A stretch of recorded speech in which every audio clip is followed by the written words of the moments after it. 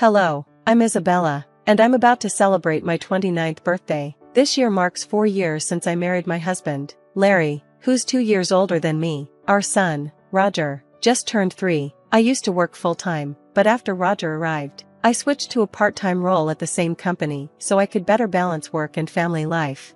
From the beginning of our relationship, Larry was always straightforward and confident, but since we got married, I've noticed a more dominant side to him. Larry has a younger sister, Rachel, who's 10 years his junior, 22 years old. Their age gap seems to have fostered an overly indulgent attitude toward her, and while it didn't bother me much before we married, things have started to change since then. Rachel's visits, once charming, have become frequent and unannounced. She often arrives empty-handed, expecting hospitality without any regard for us, and, when she does visit, Larry expects me to serve her without question. She speaks to me as if I'm invisible, addressing Larry with a casual, "Hey, brother, I'm here again." Despite not planning for extra guests, I find myself serving dinner to Rachel and Larry. Larry, instead of showing any understanding, criticizes me in front of her, insisting that I should have been more thoughtful. Though Rachel apologizes in words, it's clear she relishes the preferential treatment from Larry. After dinner, they leave the table a mess and move to the living room, leaving Roger and me largely ignored, treated more like staff than family. One evening, just as Roger and I were about to take a bath, Larry interrupted loudly, demanding I go out and buy a gatto for Rachel, because she wanted it right now, despite it being late. Reluctantly, I agreed, taking Roger along with me to the shop. While we were out, I overheard Larry and Rachel criticizing me, questioning Larry's decision to marry me. Roger, though too young to understand fully, sensed the tension. To lighten the mood, I asked him about the gatto, and his excited choice, a fruit-covered one, helped distract us from the discomfort. We managed to find both the gatto Rachel wanted and the one Roger picked just before the shop closed. When we returned and served them, Rachel pointed at Roger's special gatto and claimed it for herself. Before I could respond, Larry took it from Roger and handed it to Rachel, dismissing Roger's protests. Larry justified his action by saying he'd paid for the gatto, so he had the right to decide who gets which one.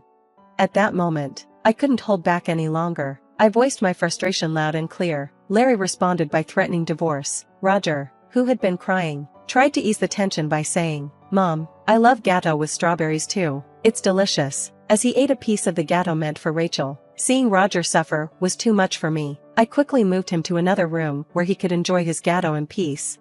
In the other room, I could hear Larry apologizing to Rachel, regretting his behavior, but I stayed silent, choosing to focus on Roger's well-being. Watching him happily eat his gatto was a small comfort. Afterward, we decided to take a late bath and sleep in Roger's bed. The next morning, as I prepared breakfast, I was shocked to hear Roger crying. His cherished piggy bank, a gift from my father, had been broken, and all the money he had saved was gone. Roger, who always said goodnight to his piggy bank, was devastated. When I confronted Larry, he casually mentioned that Rachel had taken the money because she needed some cash. Holding my crying, trembling son, I felt his pain deeply. I cried with him. It was heartbreaking to see Larry put his sister's needs above our son's. Driven by anger and sadness, I confronted Larry more directly than ever before. Breaking my usual practice of avoiding arguments in front of Roger, I demanded an explanation. Without a word, Larry went to the bedroom and returned with something that took my breath away: divorce papers. I was completely shocked when I found the hidden divorce papers Larry had prepared in secret, his anger clear in every gesture. Without a word, he thrust the papers at me and stormed out, slamming the door behind him. Standing there, holding Roger in my arms, the weight of our family's struggles finally hit me. Roger, who had always remained quiet about the tension between Larry and Rachel, reached his breaking point. Since the night before, he'd been crying, and the sight of his distress was too much for me to bear. I suggested we skip daycare for the day, and his loud, enthusiastic yes, accompanied by a faint smile, told me everything I needed to know. We both needed a break, so we dedicated the day to playing and bonding. Roger, beaming with joy, grabbed a picture book from the shelf, climbed into my lap, and announced, "Mama is the teacher at the nursery, right?" His innocent remark and angelic expression melted my heart, and in that moment, I decided to make the day even more special by taking the day off work. Though it might cause some inconvenience, my colleagues understood and gave me the time off. We spent the morning at the park, playing hide-and-seek and enjoying the sandbox and slide. By the time we returned home for lunch, Roger was visibly tired. Normally, he'd nap alone, but today he fell asleep in my lap, just like when he was a baby. For a moment, I thought about catching up on household chores, but I quickly decided against it. Today was about cherishing these peaceful moments with Roger. I let myself be healed by the sight of his serene, sleeping face and the sound of his gentle breathing.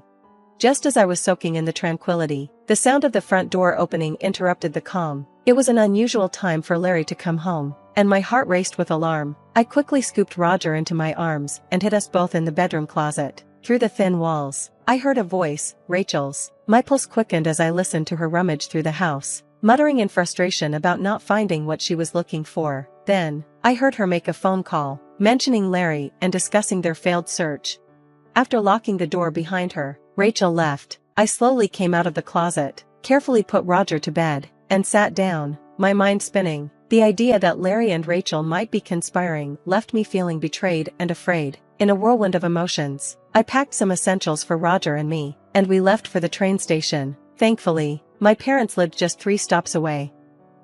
I didn't inform them of our arrival, but when they saw the worry in my eyes, they knew something was wrong. Without asking questions, they welcomed us in, providing the safety and understanding I desperately needed. Once settled in the comfort of their home, I shared everything with them, the shocking events, my fear of returning home, and the unsettling behavior of Larry and Rachel. My mother, ever the perceptive one, speculated that Rachel had been searching for my personal belongings, perhaps cash or cards. The thought of it sent another wave of dread through me, but at least here, with my parents, I felt a sense of temporary safety amidst the storm. As I reflected on my early career, I remembered the successes I had before marriage. I had once been the CEO of a thriving handmade goods company, a role I eventually passed on to trusted friends so I could focus on raising my child. Despite stepping back from the company, I continued working part-time from home. What Larry didn't know was that I had retained my position as CEO and maintained a level of financial independence that he was completely unaware of.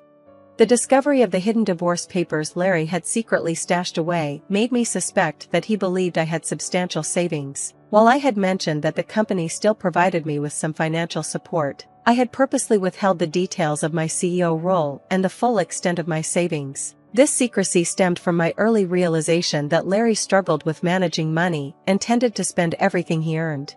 In the beginning, Larry contributed very little to our monthly food expenses and even suggested I quit working to become a full-time housewife. Given the financial strain of raising Roger on a tight food budget, I never agreed to stop working. Eventually, Larry grudgingly accepted that I would continue working part-time. Since Roger's birth, I had been using my savings to cover his nursery fees and clothing because Larry's contributions to the food budget were insufficient. I never asked him for more money, reinforcing his mistaken belief that I had ample savings.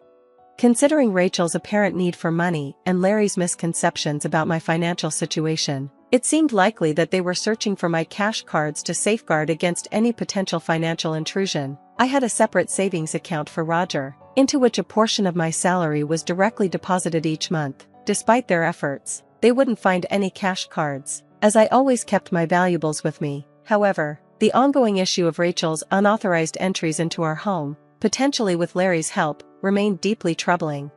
Taking my father's advice to heart, I decided to secure my valuables, including my cash cards, in my parents' safe. As I pondered their motivations, Roger approached my father, tears in his eyes, distraught over his broken piggy bank. The incident highlighted not only their financial invasion but also the emotional toll it was taking on my son. My father was incensed by the news of Roger's broken piggy bank and his lost savings. Vowing to confront Larry, my mother, however, suggested a more cautious approach, finding out their motives first, as rash accusations could make us look guilty in the eyes of the law, potentially tipping the scales in Larry's favor during a divorce. To better understand their intentions, I decided to secretly record their conversations. I consulted a lawyer who was a friend of my father's before heading back to our home that evening. As I began preparing dinner, I strategically placed my phone face down on the kitchen counter to discreetly record. Larry came home earlier than expected and immediately started questioning me about my cash cards. His questions were probing, and when I remained silent, his demeanor grew increasingly agitated. He demanded that I hand over the money. I earned money from my part-time job to support his sister, but when I refused to give him more, Larry erupted in anger. He shoved the signed divorce papers towards me, accusing me of living off his money and claiming there was no need for me to save for Roger. His harsh words even suggested that he valued Rachel more than our son. At that moment, I stopped cooking, grabbed the divorce papers, took Roger by the hand, and headed for the door. Larry's voice boomed behind us as he declared his intent for a divorce, ordering me never to come back. I replied firmly, stating I would never return to a home where strangers could come and go freely.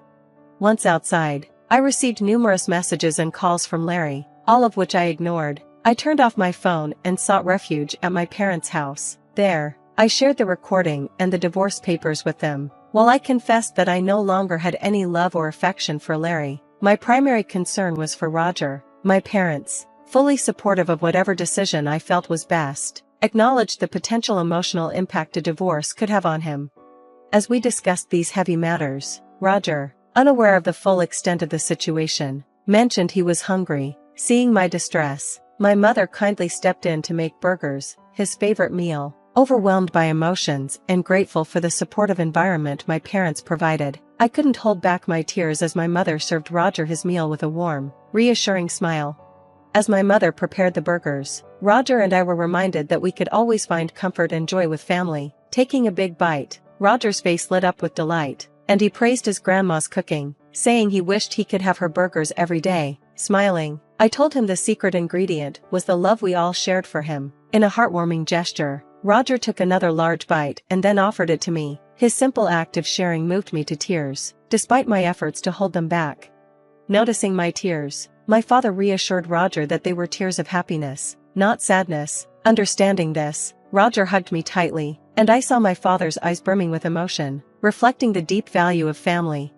In this comforting atmosphere, I explained to Roger how precious family truly is. Surprised, he asked if Dad thought only Rachel was family. My father gently confirmed that this wasn't the case and asked Roger if he would like to live with us. With a joyful laugh, Roger happily agreed, bringing smiles to everyone's faces. Amidst these tender family moments, I realized that it was time to part ways with Larry. Though the decision was tough, and the thought of discussing the divorce weighed heavily on my heart, Roger seemed to intuitively understand the need for change. He even playfully called our older pet dog his younger brother. The next day, we began formalizing the divorce proceedings with the help of a lawyer who was a friend of my father. As we set the legal wheels in motion, my father and Roger shared comforting laughs, lightening the mood. I spent time reflecting on my childhood and the strength I had gained from my family.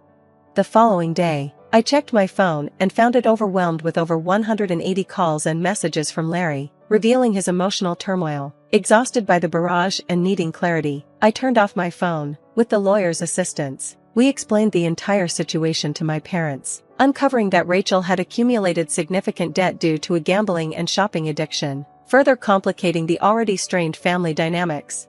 Larry had secretly assumed the role of guarantor for Rachel, planning to use my savings to cover her debts. The lawyer informed us that the divorce papers had already been submitted. Larry, overwhelmed by the reality of the situation, broke down when he realized the divorce was final. Despite anticipating disagreements over child support, he agreed to pay $145 per month for Roger's upkeep. In a later conversation, Larry's tone was markedly calmer. He admitted to his financial manipulations and shared his complicated feelings about his responsibilities toward Rachel. I remained firm in my decision to move forward without reconsideration. As I heard his faint sobbing, he wished me happiness before ending the call. Resolute, I discussed future plans with my parents and decided it would be best for Roger and me to stay with them until he was older. I resumed my full-time role as president of the company, reaffirming my commitment to a stable and secure future for myself and my son. Later, I learned that Larry and Rachel had explained the situation of the divorce and Rachel's debts to their parents, leading to their disownment. Today, I find immense joy and peace in being surrounded by my loving family, far removed from the turmoil of my past with Larry.